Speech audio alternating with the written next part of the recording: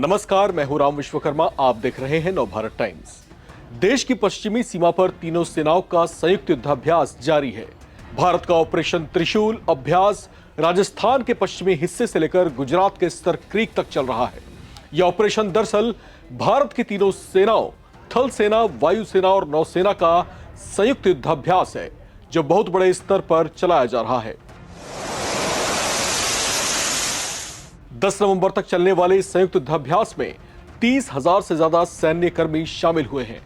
भारत के ऐसे सैन्य अभ्यास से पाकिस्तान थर-थर कांप रहा है। हालात ऐसे हैं कि पाकिस्तानी सेना भी हाई अलर्ट मोड में है। देखा देखी उसने भी अपना नेवल सैन्य अभ्यास शुरू कर दिया है। वहीं पाकिस्तान के भीतरी इलाकों में भी कई शहरों में अलर्ट जारी किया जा चुका है। लश्कर-ए-तैयबा और जमात-उद-दावा जैसे आतंकी संगठनों का राजनीतिक मोर्चा कहे जाने वाले एमएमएल या पाकिस्तान मिल्ली मुस्लिम लीग के डर के मारे लाहौर में होने वाले अपने मीनारे पाकिस्तान, जो कि इनका सालाना कार्यकर्ता सम्मेलन है, उसे इन्होंने स्थगित कर दिया है। इसका आयोजन आज के ही दिन होना था। आतंकी हाफिज सईद ही इन संगठनों का प्रमुख है। इसका रद्द किया जाना इस बात के साफ संकेत है कि पाकिस्तान में सक्रिय आतंकी संगठनों में भी खौफ है। लेकिन इस तरह का असर सिर्फ पाकिस्तान ही नहीं, बल्कि चीन में भी महसूस किया जा रहा है। अब इसकी वजह यह है कि भारत ने देश की दूसरी सीमाओं पर भी संभावित दुस्साहस का जवाब देने की तैयारियां पुख्ता कर ली हैं। ऑपरेशन सिंदूर के बाद अब नॉर्थ ईस्ट में भी भारतीय वायुसेना ने नोटम या नोटिस टू एयरमैन जारी कर दिया है। चीन, भूटान, म्यांमार और बांग्लादेश से लगते इन क्षेत्रों में कई चरणों में बड़े स्तर पर सैन्य अभ्यास किया जाएगा।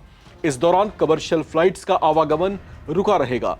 देश की सरहदों पर दुश्मनों के बढ़ते दुस्साहस पर उनके हौसलों को तोड़ने के लिए भारत की यह तैयारी बहुत महत्वपूर्ण मानी जा रही है। कुछ महीने पहले ऑपरेशन सिंदूर में अपना दमखम दिखा चुकी देश की तीनों सेनाएं अपने कौशल और युद्ध क्षमता को निखार रही हैं। बहुत जल्द ऐसी ही हलचल पूर्वोत्तर सीमा पर भी दिखाई देगी। जानकारी के मुताबिक ये नोटेम कई चरणों में लागू किया जाएगा।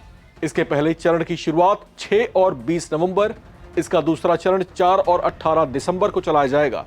वहीं इसका तीसरा चरण 1 और 15 जनवरी को चलाया जाएगा। इस सैन्य अभ्यास के दौरान वायुसेना की operational activities full active mode में दिखाई देंगी।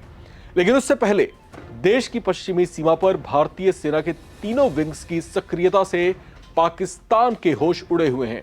इतने बड़े स्तर का युद्धाभ्यास, और वो भी सीमा के करीब, ये देखकर पाकिस्तान के पसीने छूट रहे हैं।